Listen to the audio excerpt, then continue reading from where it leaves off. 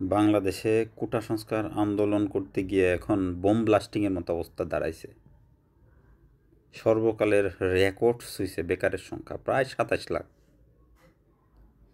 আমরা জানি ৫ই আগস্ট এই কোটা সংস্কার আন্দোলনকে ঘিরেই বাংলাদেশে বিশাল এক বিস্ফোরণের মুখে শেখ হাসিনা বাংলাদেশ ছেড়ে ভারতে গিয়ে আশ্রয় নেয় এবং সরকার পতন হয়।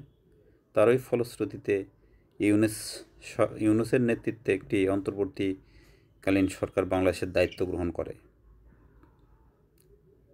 এখন তারপরের অবস্থা এই ৫ মাসে লক্ষ বেকারের যে চাকরির খবর বাজার থেকে উধাও হয়ে গেছে। আগে বিভিন্ন পত্রিকার দোকানে, মুদির দোকানে, বিভিন্ন বইয়ের দোকানে, লাইব্রেরিতে, বিভিন্ন সবজির দোকানেও এগুলো ঝোলানো থাকতো। মানে চাকরির একটা রমরমা একটা ছিল আর কি। পত্রিকার ব্যবসা ছিল, প্লাস চাকরি একদিক দিয়ে খালি হইতো, আরেক দিক দিয়ে সার্কুলার হইতো। অনেক বেকার ছেলে পেলে চাকরি পাইছে বিনা টাকাই, নিজের চোখে দেখা। কিন্তু গত ৫ই আগস্টের পরে দীর্ঘ ৫.৫ মাস চলে এখন, কিন্তু এই ৫.৫ মাসে ওই রকম আহামরি কোনো পোস্ট খালিও হচ্ছে না, কেউ ঢুকতেও পারতেছে না। এর ফলে আজকে নতুন যে হেডলাইন, প্রায় ২৭ লক্ষ মানুষ বেকার হয়ে পড়েছে।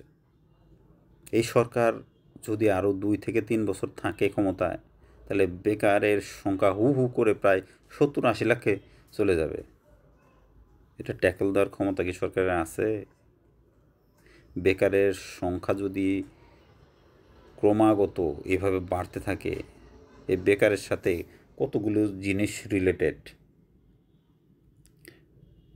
খুন, রাহাজানি, ছিনতাই, আত্মহত্যা, পারিবারিক কলহ,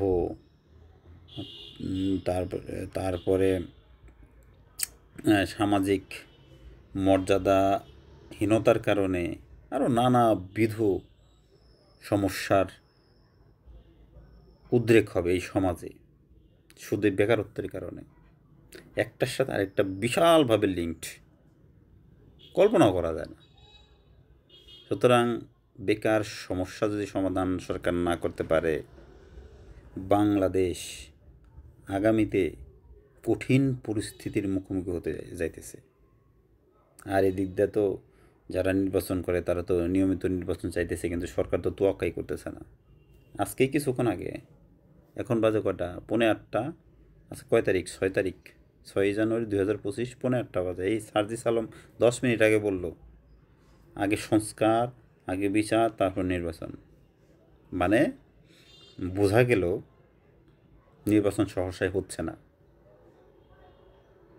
আর নির্বাচন যদি সহসায় না হয়, দেশে কোনো কিছুই সঠিকভাবে পরিচালিত হবে না। না করবে সেনাবাহিনী ফাংশন, না করবে প্রশাসন ফাংশন, না করবে পুলিশ ফাংশন, সব কিছুই মানে দুমড়ে মুচড়ে যার যার অবস্থানে পড়ে থাকবে। কেউ কোনো ক্রিয়া এবং কার্যকলাপ দেখাবে না। তাতে কি ক্ষতি? কি আলটিমেটলি আমরা যেন আমজনতা, আমাদেরই ক্ষতি। ভালো থাকবেন, আজকে এই পর্যন্তই।